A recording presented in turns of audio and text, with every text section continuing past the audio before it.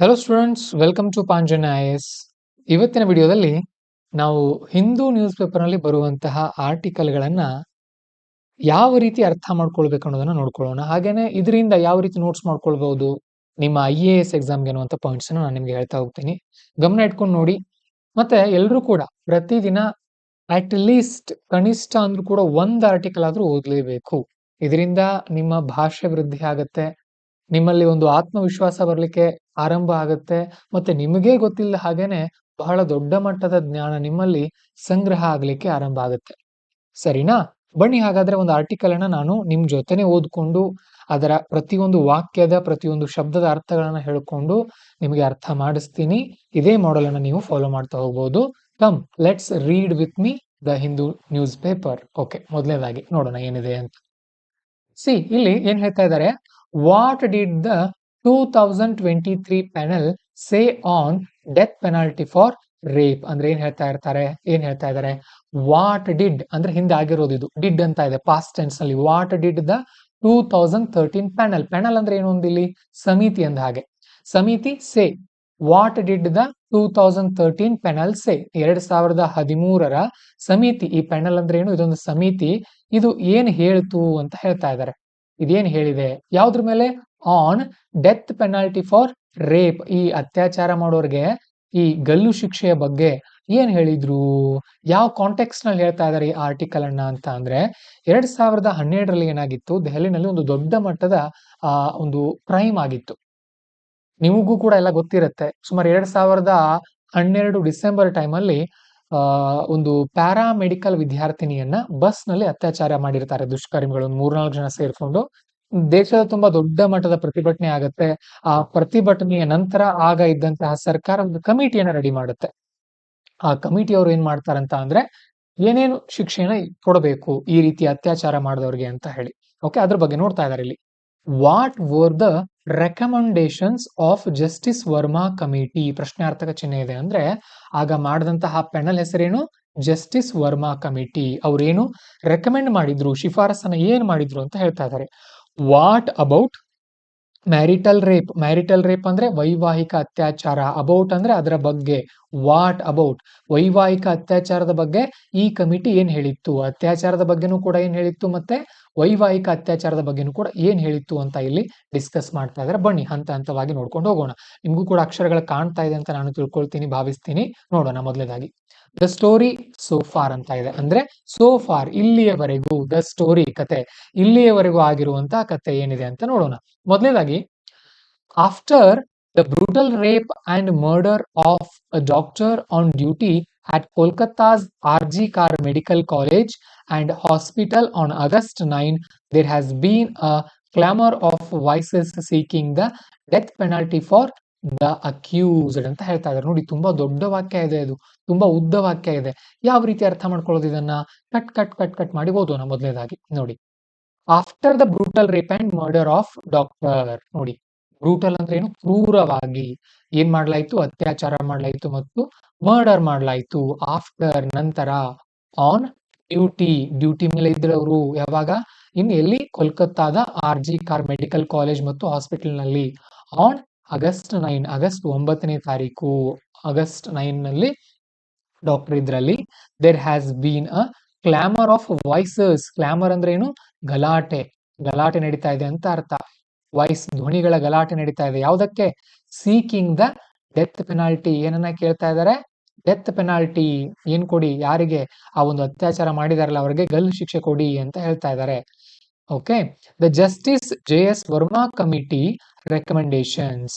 Okay, justice Verma committee ಏನ್ recommendation ಕೊಟ್ಟಿದೆ ಅಂತ ಹೇಳೋದಾದ್ರೆ, which led to the amendment of criminal law in 2013. ನೋಡಿ, ದ ಜಸ್ಟಿಸ್ ವರ್ಮಾ ಕಮಿಟಿ, ಈ ಜಸ್ಟಿಸ್ ವರ್ಮಾ ಅವರ ಕಮಿಟಿ ಇದೆಯಲ್ಲ, ಇದು ರೆಕಮೆಂಡೇಶನ್ ಗಳನ್ನ ಕೊಡ್ತು.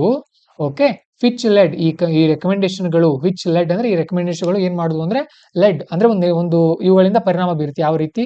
To amend the criminal laws in 2013. 2013ರಲ್ಲಿ ಈ ಜಸ್ಟಿಸ್ ವರ್ಮಾ ಕಮಿಟಿ ಅವರು ಕೊಟ್ಟಂತಹ ಒಂದು ಶಿಫಾರಸುಗಳಿಂದ ಕ್ರಿಮಿನಲ್ ಲಾಗಳಿಗೆ ತಿದ್ದುಪಡಿ ತರಲಾಯಿತು. Okay, had specifically said, specifically ಹೇಳಿದ್ವಂತೆ ಆ ಒಂದು ತಿದ್ದುಪಡಿಗಳು. ಏನ್ ಹೇಳಿದ್ವು ಅಂದ್ರೆ, it was not inclined to recommend the death penalty for rape. ನೋಡಿ, ಹ್ಯಾಡ್ ಸ್ಪೆಸಿಫಿಕಲಿ ಸೇಡ್, ಏನು ಸ್ಪೆಸಿಫಿಕಲಿ ಸೇಡ್, ರೆಕಮೆಂಡೇಶನ್ಸ್, ಕಾಮ ಇತ್ತು ನೋಡಿ ಇಲ್ಲಿ. ಅಂದ್ರೆ ಇಲ್ಲಿವರೆಗೂ ಒಂದು ವಾಕ್ಯ ಆಗುತ್ತೆ, ಓಕೆ, ಆಮೇಲೆ ಇಲ್ಲಿವರೆಗೂ ಒಂದು ವಾಕ್ಯ ಆಗುತ್ತೆ ಇದು. ಅಂದ್ರೆ ಏನ್ ಹೇಳ್ತಾ ಇದಾರೆ ಇಲ್ಲಿ, ಇವ್ರೇನ್ ಶಿಫಾರಸ್ ಮಾಡಿದ್ರಲ್ಲ, ಆ ಶಿಫಾರಸ್ನಲ್ಲಿ had specifically said that it was not inclined to recommend the death penalty for rape. ನೋಡಿ, ಅಂದ್ರೆ ಇದು ಈ ಅತ್ಯಾಚಾರ ಮಾಡಿರ್ತಾರಲ್ಲ ಇಂಥವರಿಗೆ ಡೆತ್ ಪೆನಾಲ್ಟಿ ಅಂದ್ರೆ ಮರಣ ದಂಡನೆಯನ್ನ ಕೊಡೋಕೆ ಒಪ್ಪಿರ್ಲಿಲ್ಲ. ನಾಟ್ ಇನ್ಕ್ಲೈನ್ಡ್ ಅಂದ್ರೆ ಆ ಕಡೆ ಇರ್ಲಿಲ್ಲ. ಯಾಕೆ? Even for the rarest of the rare case, ಅಂದ್ರೆ ಎಂತಹ ಅದು ವಿರಳಾತಿ ವಿರಳ ಕೇಸ್ ಆಗಿದ್ರು ಕೂಡ ಗಲ್ಲು ಶಿಕ್ಷೆ ಕೊಡೋ ಅಗತ್ಯ ಇಲ್ಲ ಅಂತ ಇದು ಹೇಳಿತ್ತು. ಯಾವುದು? Justice Verma committee. Okay, seeking of the death penalty would be a regressive step in the field of sentencing the reformation, the committee pointed out. ಈ ಕಮಿಟಿ ಏನ್ ಪಾಯಿಂಟ್ ಔಟ್ ಮಾಡಿತ್ತು ಅಂತ ಅಂದ್ರೆ ನೋಡಿ ಇಲ್ಲಿದೆ, seeking of the death penalty ಅಂದ್ರೆ ಈ ಗಲ್ಲು ಶಿಕ್ಷೆಯನ್ನ ಕೊಡೋದು ಅಥವಾ ಸೀಕ್ ಅಂದ್ರೆ ಅದನ್ನ ಬಯಸೋದು, ವುಡ್ ಬಿ ಅದರಿಂದ ಏನಾಗುತ್ತಂದ್ರೆ ಅ ರಿಗ್ರೆಸಿವ್ ಸ್ಟೆಪ್, ಅದೊಂದು ಹಿಮ್ಮುಖ ಚಲನೆ ಆಗುತ್ತೆ. ರಿಗ್ರೆಸಿವ್ ಅಂದ್ರೆ ಏನು? ಹಿಮ್ಮುಖವಾಗಿರುವಂತದ್ದು. ಪ್ರೋಗ್ರೆಸಿವ್ ಅಂದ್ರೆ ಮುಮ್ಮುಖ ಅಥವಾ ಬದಲಾವಣೆಯಿಂದ ಪಾಸಿಟಿವ್ ಆಗುವಂತದ್ದು. ಇಲ್ಲಿ ಹಿಮ್ಮುಖವಾಗುತ್ತೆ. Okay, in the field of sentencing or reformation. ಅಕಸ್ಮಾತ್ ನಾವೇನಾದ್ರೂ ಗಲ್ಲು ಶಿಕ್ಷೆ ಕೊಟ್ಬಿಟ್ರೆ ಅತ್ಯಾಚಾರ ಮಾಡುವಂತ ವ್ಯಕ್ತಿಗೆ ಅದು ಹಿಮ್ಮುಖ ಚಲನೆ ಆಗುತ್ತೆ, ಅದು ಸರಿ ಅಲ್ಲ ಅಂತ ಈ ಒಂದು justice Verma committee point out ಮಾಡಿತ್ತು, ಅಂದ್ರೆ ಎತ್ತಿ ಹೇಳಿತ್ತು. ಹಾಗಾದ್ರೆ ಈ ಒಂದು ಯೂನಿಯನ್ ಕಮಿಟಿ ಏನ್ ಹೇಳ್ತು? What did the union committee ಅಲ್ಲ, ಕ್ಯಾಬಿನೆಟ್ ಏನ್ ಹೇಳ್ತು ಅಂತ ನೋಡಿದಾಗ, the union cabinet did not take the recommendation on the death penalty. It cleared an ordinance on sexual assault in 2013. ನೋಡಿ, ಆಗ ಯೂನಿಯನ್ ಕ್ಯಾಬಿನೆಟ್ ಏನ್ ಮಾಡ್ತು ಅಂತ ಅಂದ್ರೆ, ಡಿಡ್ ನಾಟ್ ಟೇಕ್ ತಗೊಳ್ಳಿಲ್ಲ, ಏನ್ ತಗೊಳ್ಳಿಲ್ಲ, the recommendation on the death penalty. Okay, ಈ ಒಂದು ಗಲ್ಲು ಶಿಕ್ಷೆ ಕೊಡುವಂತಹ ಒಂದು ಶಿಫಾರಸನ್ನ ಇದು ಕೂಡ ತಗೊಂಡಿಲ್ಲ. ಜಸ್ಟಿಸ್ ವರ್ಮಾ ಕಮಿಟಿ ಕೂಡ ಹೇಳಿಲ್ಲ, ಜನ ಬಯಸ್ತಾ ಇದ್ರು ಗಲ್ಲು ಶಿಕ್ಷೆ ಮಾಡಿ ಮಾಡಿ ಅಂತ, ಆದ್ರೆ ಕ್ಯಾಬಿನೆಟ್ ಕೂಡ ಒಪ್ಕೊಳ್ಳಿಲ್ಲ. ಯಾವಾಗ? when it cleared an ordinance on sexual assault in 2013. 2013ರಲ್ಲಿ ಏನ್ ಮಾಡಿದ್ರು ಇವರು ಕ್ಯಾಬಿನೆಟ್ನವರು? ಆರ್ಡಿನೆನ್ಸ್ ಅನ್ನ ಮಾಡಿದ್ರು, ಅಂದ್ರೆ ಸುಗ್ರೀವಾಜ್ಞೆಯನ್ನ ತಂದ್ರು. ಯಾವ್ದ್ರ ಮೇಲೆ? ಆನ್ ಸೆಕ್ಷುವಲ್ ಅಸಾಲ್ಟ್, ಅಂದ್ರೆ ಈ ಒಂದು ಲೈಂಗಿಕ ದೌರ್ಜನ್ಯದ ಮೇಲೆ ಅದನ್ನ ಏನ್ ಮಾಡಿದ್ರು ಅವರು? ಕ್ಲಿಯರ್ ಮಾಡಿದ್ರು, ಅಂದ್ರೆ ಪಾಸ್ ಮಾಡಿದ್ರು ಅಂತ ಒಂದು ಸುಗ್ರೀವಾಜ್ಞೆಯನ್ನ ತಂದ್ರು. ಆದ್ರೆ ಅದರಲ್ಲಿ ಗಲ್ಲು ಶಿಕ್ಷೆನ ಇಡ್ಲಿಲ್ಲ ಇವರು ಅಂತ ಹೇಳ್ತಾ ಇದ್ದಾರೆ. ಓಕೆ, ನೆಕ್ಸ್ಟ್ ನೋಡೋಣ. The committee to amend criminal laws was set up after the gang rape of paramedic student in Delhi on December 2012. ಅಂದ್ರೆ 2012ರಲ್ಲಿ ಡಿಸೆಂಬರ್ 16ರಂದು ನಡೆದಂತ ಒಬ್ಬ ಪ್ಯಾರಾಮೆಡಿಕಲ್ ಸ್ಟೂಡೆಂಟ್ ಮೇಲೆ ಅತ್ಯಾಚಾರ ಆಗಿತ್ತು. ಆ ಒಂದು ಅತ್ಯಾಚಾರವನ್ನ ನೋಡಿದಂತಹ ಸರ್ಕಾರ ಏನ್ ಮಾಡ್ತು? ಆ ಅತ್ಯಾಚಾರದ ಬಗ್ಗೆ ಪ್ರತಿಭಟನೆಗಳನ್ನ ನೋಡಿದಂತಹ ಸರ್ಕಾರ ಜಸ್ಟಿಸ್ ವರ್ಮಾ ಕಮಿಟಿಯನ್ನ ನೇಮಕ ಮಾಡಿತ್ತು. ಆ committee submitted it's recommendations on January 23, 2013. Easy ಇದೆ ನೋಡಿ, ತುಂಬಾ ಈಸಿ ಇದೆ. ಈ ಕಮಿಟಿ ಸಬ್ಮಿಟೆಡ್ ಏನ್ ಮಾಡ್ತು? ವರದಿಯನ್ನ ಕೊಡ್ತು. ಇಟ್ಸ್ ರೆಕಮೆಂಡೇಶನ್ಸ್, ಶಿಫಾರಸುಗಳನ್ನ. ಯಾವಾಗ? On 23 January 2013. One of its key suggestions, ಅದರಲ್ಲಿ ಒಂದು ಮುಖ್ಯವಾದಂತಹ ಸಲಹೆ ಏನು ಅಂತ ನೋಡಿದಾಗ ಇದ್ರದ್ದು, that the death penalty does not necessarily act as a deterrent. Deterrent ಅಂದ್ರೆ ಏನು? ಭಯ ಹುಟ್ಟಿಸುವಂತದ್ದು. ಇದೇನ್ ಮಾಡುತ್ತೆ? The death penalty does not necessarily act as a deterrent, ಅಂದ್ರೆ ಇದು ಭಯ ಹುಟ್ಟಿಸೋಕೆ ಯಶಸ್ವಿ ಆಗೋದಿಲ್ಲ, ಇದು ಭಯ ಹುಟ್ಟಿಸುವಂತ ಕೃತ್ಯವನ್ನ ಮಾಡೋದಿಲ್ಲ. ಯಾವುದು? ಗಲ್ಲು ಶಿಕ್ಷೆಯನ್ನ ಮಾಡಿಬಿಟ್ರೆ ಅಂತ ಹೇಳಿ ಇವರು ಕೂಡ ಒಪ್ಕೊಳ್ತಾರೆ. ಅಂದ್ರೆ ನಾವು ಅತ್ಯಾಚಾರ ಮಾಡೋರಿಗೆಲ್ಲ ಗಲ್ಲು ಶಿಕ್ಷೆ ಹಾಕ್ತೀವಿ ಅಂತ ಅಂದ ತಕ್ಷಣ ಅವರು ಅತ್ಯಾಚಾರ ಮಾಡೋದು ಬಿಡೋದಿಲ್ಲ ಅಂತ ಇವರು ಕೂಡ ಹೇಳ್ತಾರೆ. ಸೊ ಹಾಗಾಗಿ ಗಲ್ಲು ಶಿಕ್ಷೆ ಅತ್ಯಂತ ಅಗತ್ಯವಾಗಿದೆ ಅನ್ನೋದನ್ನ ಇವರು ಕೂಡ ಹೇಳೋದಿಲ್ಲ. ಈ amendments were brought into provide the death penalty for rape that led to death of victim or reduced her to persistent vegetative state. ಆದ್ರೂ ಕೂಡ ಕೆಲವೊಂದು ಬದಲಾವಣೆಗಳನ್ನ ತರಲಾಯಿತು. ಯಾವ ರೀತಿ ಅಂತ ಅಂದ್ರೆ, ಗಲ್ಲು ಶಿಕ್ಷೆನ ಕೊಡ್ಲಾಗತ್ತೆ. ಈ amendments were brought into provide. Okay, ಕೆಲವೊಂದು ತಿದ್ದುಪಡಿಗಳು ಅಮೆಂಡ್ಮೆಂಟ್ಸ್ ಅನ್ನ ಏನ್ ಮಾಡಿದ್ರು? ತಗೊಂಡ್ ಬಂದ್ರು. ಬ್ರಿಂಗ್ ಇದ್ದು ಬ್ರಾಟ್ ಆಗತ್ತೆ. Okay, the death penalty for rape, ಎಂತಹ ರೇಪ್ಗಳಿಗೆ? The rape that led to death of the victim. Victim ಅಂದ್ರೆ ಏನಿಲ್ಲಿ? ಆ ಒಂದು ಆ ಒಂದು ಅತ್ಯಾಚಾರಕ್ಕೆ ದೌರ್ಜನ್ಯಕ್ಕೆ ಒಳಗಾಗಿರ್ತಾರಲ್ಲ ಆ ವ್ಯಕ್ತಿ ಅಕಸ್ಮಾತ್ ಅತ್ಯಾಚಾರದಿಂದ ಸಾವಿಗೀಡಾದ್ರೆ ಅವರನ್ನ ಕೊಂದಂತ ವ್ಯಕ್ತಿಗೆ ಗಲ್ಲು ಶಿಕ್ಷೆ ಅಥವಾ ಮರಣದಂಡನೆ, ಅಥವಾ reduced her to persistent vegetative state ಅಂದ್ರೆ ಏನಿಲ್ಲಿ ಅವರು ಪಾಪ ತಮ್ಮ ದೈನಂದಿನ ಜೀವನವನ್ನು ನಡೆಸೋಕೆ ಆಗದೇ ಇರುವಂತ ಕಷ್ಟದ ರೋಗಕ್ಕೆ ಸಿಲುಕು ಹಾಕೊಂಡ್ರೆ, ಅವ್ರ ಕೈಕಾಲು ಅಥವಾ ಅವರೇನಾದ್ರೂ ಅನಾರೋಗ್ಯದ ಸ್ಥಿತಿಗೆ ಸಿಲುಕು ಹಾಕೊಂಡ್ರು ಕೂಡ ಅಂತಹ ವ್ಯಕ್ತಿಗೆ ಗಲ್ಲು ಶಿಕ್ಷೆನ ಕೊಡಲಾಗುತ್ತೆ ಅನ್ನುವಂತಹ ತಿದ್ದುಪಡಿಗಳನ್ನ ತರಲಾಯಿತು. And anyone found guilty of rape more than once, ನೋಡಿ ಎಂತವರಿಗೆ ಗಲ್ಲು ಶಿಕ್ಷೆ ಕೊಡಲಾಯಿತು ಅಂದ್ರೆ ಯಾರು ಒಂದಕ್ಕಿಂತ ಹೆಚ್ಚಿನ ಸಾರಿ ಅತ್ಯಾಚಾರ ಮಾಡ್ತಾರೆ ಅಂತವರಿಗೆ ಕಡ್ಡಾಯವಾಗಿ ಗಲ್ಲು ಶಿಕ್ಷೆಯನ್ನ ಹೇಳಲಾಯಿತು. ಹಾಗೇನೆ ಇನ್ 2018 ಫರ್ದರ್ ಚೇಂಜಸ್ ಇಂಟ್ರೊಡ್ಯೂಸ್ಡ್ 2018ರಲ್ಲಿ ಫರ್ದರ್ ಮುಂದೆ ಚೇಂಜಸ್ ಬದಲಾವಣೆಗಳನ್ನ ತರಲಾಯಿತು. Death as a maximum punishment for every participant in a gang rape. ನೋಡಿ ಯಾರು ಈ ಗ್ಯಾಂಗ್ ರೇಪ್ ಮಾಡ್ತಾರೆ ಅದರಲ್ಲಿ ಯಾರ್ಯಾರು ಇರ್ತಾರೆ ಎವ್ರಿ ಪಾರ್ಟಿಸಿಪೆಂಟ್ಗೆ ಮ್ಯಾಕ್ಸಿಮಮ್ ಪನಿಷ್ಮೆಂಟ್ ಅಂದ್ರೆ ಯಾವುದು ಗಲ್ಲು ಶಿಕ್ಷೆನೆ ಅಂತ ಇರುತ್ತೆ. And the victim is less Dhan 12 year old. Victim ಅಂದ್ರೆ ಯಾರಿಲ್ಲಿ ಯಾರು ಆ ಒಂದು ದೌರ್ಜನ್ಯಕ್ಕೆ ಒಳಗಾಗಿರ್ತಾಳಲ್ಲ ಹೆಣ್ಮಗಳು, ಅವಳ ವಯಸ್ಸು ಏನಾದ್ರೂ 12 ವರ್ಷಕ್ಕಿಂತ ಕಡಿಮೆ ಇದ್ರೆ, ಅವಳ ಮೇಲೆ ಏನಾದ್ರೂ ಒಂದು ಗ್ಯಾಂಗ್ ಅತ್ಯಾಚಾರ ಮಾಡಿದ್ರೆ ಆ ಗ್ಯಾಂಗ್ ನಲ್ಲಿರುವಂತ ಪ್ರತಿಯೊಬ್ಬ ವ್ಯಕ್ತಿಗೂ ಕೂಡ ಗಲ್ಲು ಶಿಕ್ಷೆನ ಕೊಡ್ಲಾಗುತ್ತೆ ಅಂತ ಇಲ್ಲಿ ಹೇಳಲಾಯ್ತು. Okay. And life long imprisonment if the victim is less than 16. ಅಕಸ್ಮಾತ್ 16 ವರ್ಷಕ್ಕಿಂತ ಕಡಿಮೆ ವಯಸ್ಸಿನ ಹೆಣ್ಮಗಳ ಮೇಲೆ ಅತ್ಯಾಚಾರ ಆಗಿದ್ರೆ, 12ಕ್ಕಿಂತ ಮೇಲೆ 16ಕ್ಕಿಂತ ಕಡಿಮೆ ಆಗಿದ್ರೆ ಆ ಹೆಣ್ಮಗಳ ವಯಸ್ಸು, life long imprisonment of the victim. Okay. If the victim is less than 16 ಅಂದ್ರೆ 16 ವರ್ಷಕ್ಕಿಂತ ಕಡಿಮೆ ವಯಸ್ಸಿನ ಹೆಣ್ಮಗಳ ಮೇಲೆ ಏನಾದ್ರು ಅತ್ಯಾಚಾರ ಮಾಡಿದ್ರೆ, ಗ್ಯಾಂಗ್ ರೇಪ್ ಮಾಡಿದ್ರೆ ಅವ್ರಿಗೆ ಲೈಫ್ ಲಾಂಗ್ ಇಂಪ್ರಿಸನ್ಮೆಂಟ್, ಜೀವಾವಧಿ ಶಿಕ್ಷೆ, ಜೀವ ಇರೋವರೆಗೂ ಕೂಡ ಅವರು ಜೈಲಿನಲ್ಲೇ ಕೊಳಿಬೇಕಾಗತ್ತೆ. ಓಕೆ, ಈ ರೀತಿ ಕೊಡ್ಲಾಯಿತು. ಹಾಗೇನೆ ಅಂಡರ್ ದ ನ್ಯೂ ಭಾರತೀಯ ನ್ಯಾಯ ಸಂಹಿತ BNS ನ ಅಡಿಯಲ್ಲಿ punishment for rape is laid down in the several sections including 64, 65 and 70. ಈಗ ಭಾರತೀಯ ನ್ಯಾಯ ಸಂಹಿತ ಅಂತ ಏನು ಬಂದಿದೆಯಲ್ಲ ಇದರಲ್ಲಿ ಲೇಡ್ ಡೌನ್ ಅಂದ್ರೆ ಇವುಗಳನ್ನ ತರಲಾಗಿದೆ, ಇಡಲಾಗಿದೆ, ಅದು ಹಲವಾರು ಸೆಕ್ಷನ್ಗಳಲ್ಲಿ ಕೂಡ ಇಡಲಾಗಿದೆ. Which notes the punishment for gang rape of women under age of 18 is the death penalty. ಅಂದ್ರೆ 18 ವರ್ಷಕ್ಕಿಂತ ಕಡಿಮೆ ವಯಸ್ಸಿನ ಹೆಣ್ಮಗಳ ಮೇಲೆ ಯಾರಾದ್ರೂ ಗ್ಯಾಂಗ್ ರೇಪ್ ಮಾಡಿದ್ರೆ ಈಗ ಅವರಿಗೆ ಗಲ್ಲು ಶಿಕ್ಷೆನ ಕೊಡ್ಲಾಗುತ್ತೆ. ಮೊದಲದು 12 ವರ್ಷ ಮಾತ್ರ ಇತ್ತು. Okay. What did the committee recommended? ಹಾಗಾದ್ರೆ ಕಮಿಟಿ ಏನ್ ಹೇಳಿತ್ತು ಅಂತ ನೋಡೋದಾದ್ರೆ, the justice Verma committee provided for enhanced sentences for rape, increasing it from 7 years to 10 years, 20 years and life. ನೋಡಿ ಜಸ್ಟಿಸ್ ವರ್ಮಾ ಕಮಿಟಿ ಏನ್ ಹೇಳಿತ್ತು ಅಂತ ಅಂದ್ರೆ, ಪ್ರೊವೈಡೆಡ್ ಎನ್ಹಾನ್ಸ್ಡ್ ಸೆಂಟೆನ್ಸಸ್. ಎನ್ಹಾನ್ಸ್ ಅಂದ್ರೆ ಏನು? ಹೆಚ್ಚು ಮಾಡೋದು.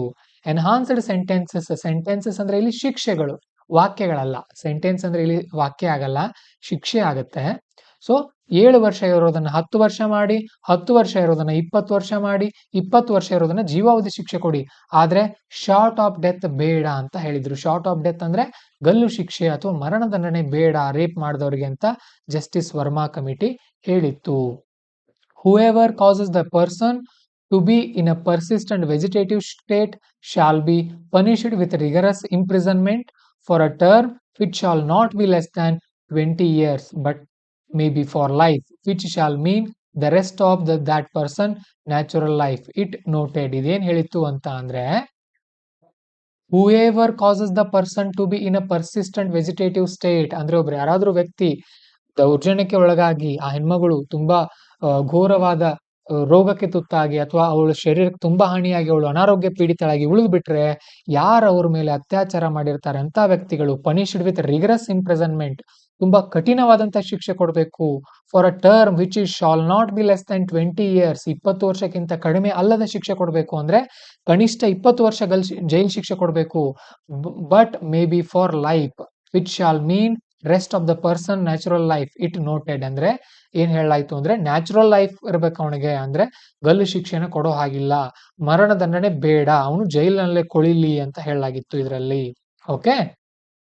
ಆಮೇಲೆ the committee pointed out that, committee ಒಂದು ಪಾಯಿಂಟ್ ಔಟ್ ಮಾಡಿದ್ರೆ ಅವ್ರು ಏನಂತ ಅಂದ್ರೆ, there is considerable evidence that the deterrent effect of the death penalty on serious crimes is actually a myth. ಅಂದ್ರೆ ನಾವು ಗಲ್ಲು ಶಿಕ್ಷೆ ಹಾಕ್ತೀವಿ ನೋಡಿ, ದ ಡಿಟರೆಂಟ್ ಅಂದ್ರೆ ಭಯ, effect of the death penalty on serious crime is actually myth. ಅಂದ್ರೆ ಈಗ ತುಂಬಾ ಸೀರಿಯಸ್ ಕ್ರೈಮ್ ಇದ್ರೆ ಗಲ್ಲು ಶಿಕ್ಷೆ ಆಗುತ್ತೆ ಅನ್ನುವಂತ ಒಂದು ಭಯದಲ್ಲಿ ಯಾರೂ ತಪ್ಪು ಮಾಡಲ್ಲ ಅಂತ ನಾವು ಅನ್ಕೊಳ್ತೀವಿ. ಆದ್ರೆ ಅದೊಂದು ಮೂಢನಂಬಿಕೆ ಆಗಿದೆ ನಮ್ದು, ಆತರ ಏನು ಇರೋದಿಲ್ಲ ಅಂತ ಹೇಳಲಾಯ್ತು ಅಂತ ಇವರು ಹೇಳಿದ್ರು.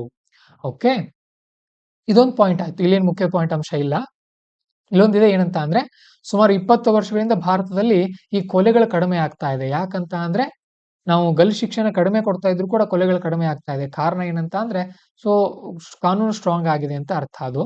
ನೆಕ್ಸ್ಟ್ ಇಲ್ಲಿ what was it's stands on marital rape ನೋಡೋಣ. ಜಸ್ಟಿಸ್ ವರ್ಮಾ ಕಮಿಟಿ ಒಂದು ಪಾಯಿಂಟ್ ತಿಳ್ಕೊಂಡಿವಿ ನಾವು, ಏನಂತ ಅಂದ್ರೆ ಈ ಅತ್ಯಾಚಾರ ಮಾಡಿದವರಿಗೆ ಯಾವುದೇ ಕಾರಣಕ್ಕೂ ಗಲ್ಲು ಶಿಕ್ಷೆ ಕೊಡಬಾರದು ಅಂತ ಜಸ್ಟಿಸ್ ವರ್ಮಾ ಕಮಿಟಿ ಹೇಳಿತ್ತು. Point number 1.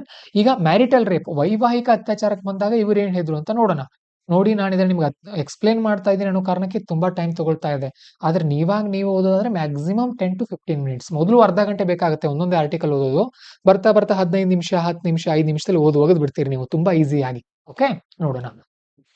The Verma committee ಅವ್ರು ರೆಕಮೆಂಡ್ ಮಾಡಿದ್ರು, ಈ ಶಿಫಾರಸ್ ಮಾಡಿದ್ರು ದ್ಯಾಟ್ ಅದೇನಂದ್ರೆ the exception to marital rape be removed. ನೋಡಿ, ಅಂದ್ರೆ ಮ್ಯಾರಿಟಲ್ ರೇಪ್ ನೋಡಿ, ದ ಎಕ್ಸೆಪ್ಷನ್ ಮ್ಯಾರಿಟಲ್ ರೇಪ್ಗೆ ಎಕ್ಸೆಪ್ಷನ್ ಇದೆ. ಎಕ್ಸೆಪ್ಷನ್ ಅಂದ್ರೆ ಏನು? ಅದು ಬಿಟ್ಟು ಬಿಡೋದು, ಅದು ಅತ್ಯಾಚಾರ ಅಲ್ಲ ಅಂತ ಕನ್ಸಿಡರ್ ಮಾಡೋದು.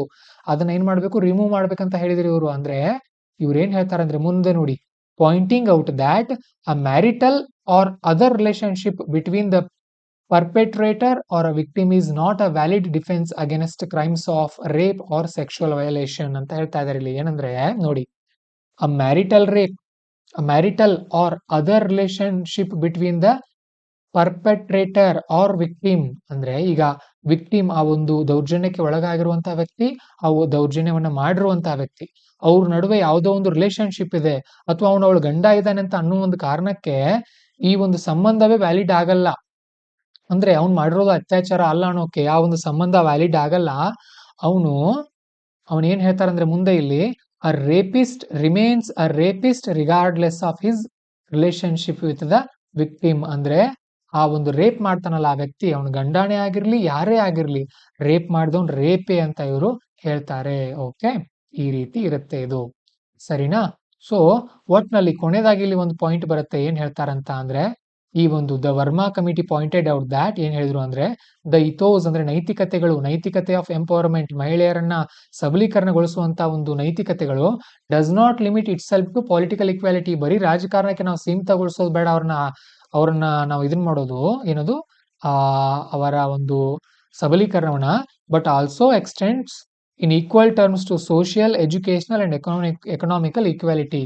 ಸಾಮಾಜಿಕ ಮತ್ತು ಶೈಕ್ಷಣಿಕ ಮತ್ತು ಆರ್ಥಿಕ ಒಂದು ಸಮಾನತೆಯನ್ನು ನಾವು ತರೋಕೆ ಪ್ರಯತ್ನ ಪಡಬೇಕು ಅನ್ನುವಂತ ಮಾತನ್ನ ಇದರಲ್ಲಿ ಹೇಳಲಾಗುತ್ತೆ.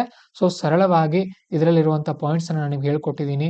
ಈ ರೀತಿ ನೀವು ಅಧ್ಯಯನವನ್ನ ಮಾಡಿದಾಗ ತುಂಬಾ ಸರಳವಾಗಿ ತುಂಬಾ ಗುಣಮಟ್ಟದ ಉತ್ತರಗಳನ್ನ ನೀವು ಬರೆಯಬಲ್ರಿ, ನಿಮ್ಮಲ್ಲಿ ಆ ಸಾಮರ್ಥ್ಯ ಇರುತ್ತದೆ. ಓಕೆ, ಈ ರೀತಿ ನೀವು ಹಂತ ಹಂತವಾಗಿ ನಿಮ್ಮ ಪ್ರಯತ್ನವನ್ನ ಮುಂದುವರಿಸಿ ಅಂತ ಹೇಳ್ತಾ ನಾನು ಮತ್ತೆ ನಿಮಗೆ ಮುಂದಿನ ತರಗತಿಯಲ್ಲಿ ಸಿಗ್ತೀನಿ. All the best. ನಮಸ್ಕಾರ.